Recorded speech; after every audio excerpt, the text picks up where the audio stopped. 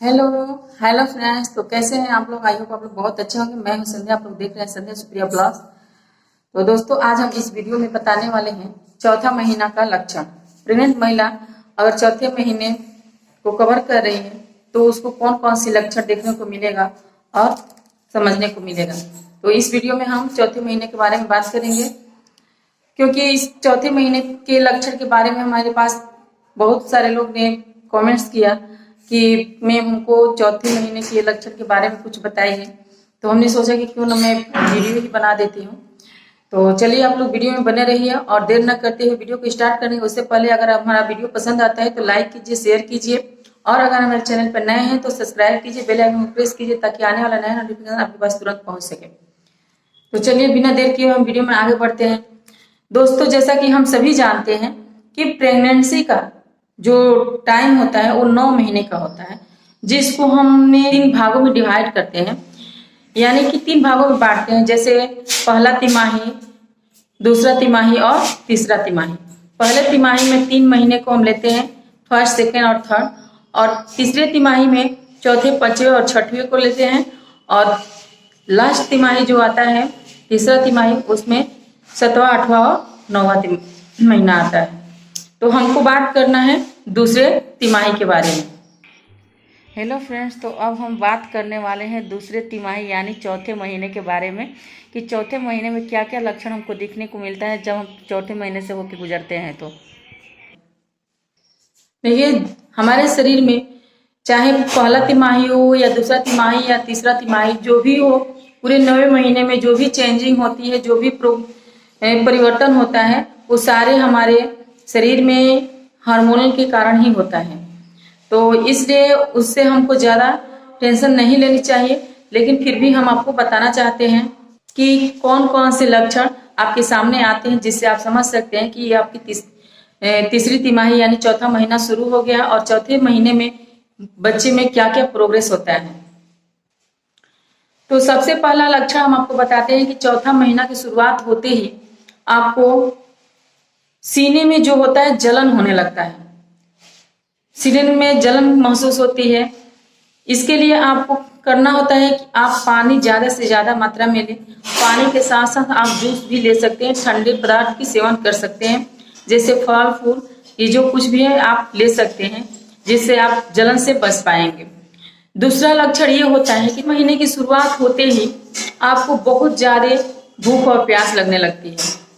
ऐसा इसलिए होता है कि जो पहला तिमाही 3 महीने का गुजरा हुआ रहता है, उसमें आपको उल्टियाँ, मॉर्निंग सिकनेस आदि बहुत सारे प्रॉब्लम का सामना आपको करने पड़ा होता है। इस चौथे महीने में आते हैं तो ये सारे जो उल्टी होती है या मॉर्निंग सिकनेस थोड़ा कम हो गया होता है। जो भी एनर्जी होती है उसमें बहुत सारी एनर्जी आपकी लॉस हुई रहती है, जिसके कारण चौथे महीना आते ही ये सब थोड़ा सा कम होता है, जिसके कारण आपको भूख और प्यास ज्यादा लगने लगती है। तो इसलिए अगर जब आपको भूख लगने लगती है तो आपको चाहिए कि भरपूर खाना खाएं और भरपूर फल फ्रूट जो भी है उसका सेवन करें। लेकिन खाना खाते वक्त इस बात का ध्यान रखें कि हम कुछ भी खाते हैं तो एक ही बार ज्यादा मात्रा में ना लें, उसको थोड़ा थोड़ा करके खा सकते हैं। हो सके तो आप दिन में 10 बार खाना खाइए, लेके थोड़ा थोड़ा करके, जिससे कि आपके बच्चे पे किसी प्रकार की प्रॉब्लम ना हो। अगर आप एक बार ज्यादा खाना खाते हैं या कुछ भी खाते हैं एक साथ, तो उससे आपके बच्चे पे प्रॉब्लम आ सकती है, बच्चा पेट में दब सकता है। अगला है कि चौथा महीना की शुरुआत होते ही आपको ज्यादा थकान महसूस होने लगती है, क्योंकि जो होता है आपके पेट में बच्चे का वेट जो होता है थोड़ा सा बढ़ गया होता है, जिसके कारण आपको थकान महसूस होती है। क्योंकि आपको ये फील होने लगता है कि हम थोड़े बहुत वेट लेकर चल रहे हैं या कोई भी काम करते हैं, उठते हैं, बैठते हैं, तो आपको ये महसूस होने लगती है कि हमारे साथ कुछ वेट और भी है जो हम वेट लेकर घूम रहे हैं, चल रहे हैं। इसलिए आपको थकान भी ज्यादा महसूस होने लगती है। तो अब हम बात करेंगे कि चौथे महीने में हमारे बच्चे में क्या क्या विकास हुए रहते हैं, क्या क्या प्रोग्रेस हुआ रहता है, वो कितना हद तक उसके शरीर तैयार हो पाए होते हैं, इसके बारे में हम आपसे बात करेंगे और आपको हम बताएंगे।